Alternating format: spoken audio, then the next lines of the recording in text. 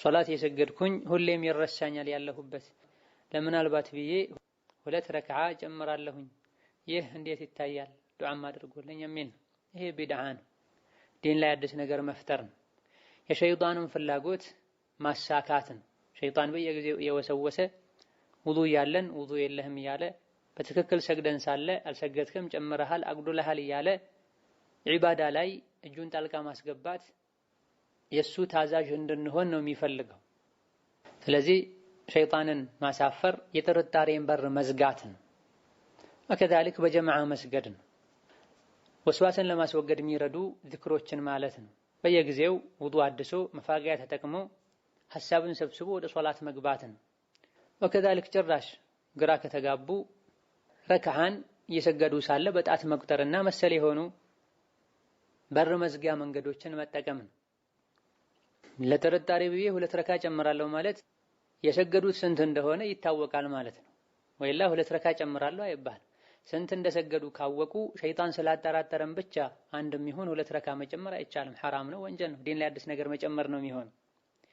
3 ነው 4 የሰገድኩት ብሎ የተጠራጠረ ሰው አልፎ አልፎ የሚፈጠር ጥርጣሬ ከሆነ 4 የሚለውን ትቶት እንደ 3 ቆጥሮ 1 ጨምሮ 4 አድርጎ በእርግጠኝነት ከዛ ስጁድ ሰህው ቢያደርግ ችግር የለው። ነገር ግን በቋሚነት ሁሌ ለጥርጣሬ ብቻ እያሉ 2 ረክዓ የሚሆን 1 ረክዓ መጨመር ሶላትን ማበላሸት ነው።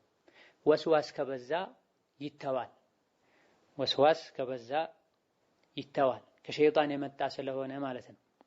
ቦታ አይሰጠውም። አልፎ አልፎ የሚፈጠር ወስዋስ ጥርጣሬ ከሆነ ነው ሶላቱን አስተካክለን ስጁድ ሰህው የምናደርገው። በእንዲህ አይነቱም ሁኔታ ላይ አልፎ አልፎ የሚከሰተውን ጥርጣሬና ወስዋስ ላይ የጎደለውን ቁጥር እንጂ የምንጨምረው የግድ 2 ረክዓ አይደለም የምንጨምረው።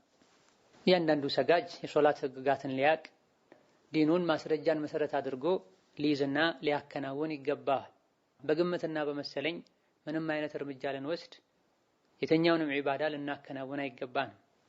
ሌላኛው ጥያቄ ኮሶ ያስቸግረኛል፣ ውዱእም አድርጌ ይወጣኛል፣ ውዱእ ያበላሻል ወይስ ዝም ብዬ ልስገድ የሚል ጥያቄ ነው። ማንኛውም ከሽንት ወይም ከሰገራ መውጫ የሚወጣ ነገር ውዱእን ያበላሻል። የኮሶ ተልም ከዚሁ የሚመደብ ነው።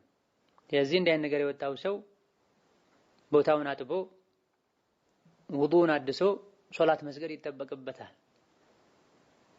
በጣም በስቶ ካስቸገረና ምንም ፋታ የማይሰጥ ከሆነ የሶላት ወቅት እንደገባ አዳን እንዳለ ውዱእ አድርጎ ሌላ ሰውነትና ልብስን እንዳይነካ መቆጣጠሪያ ነገር አድርጎ ፈጥኖ መስገድ ይቻላል። ለእያንዳንዱ ሶላት ወቅቱ ከገባ በኋላ ውዱእ ከማድረግ ጋር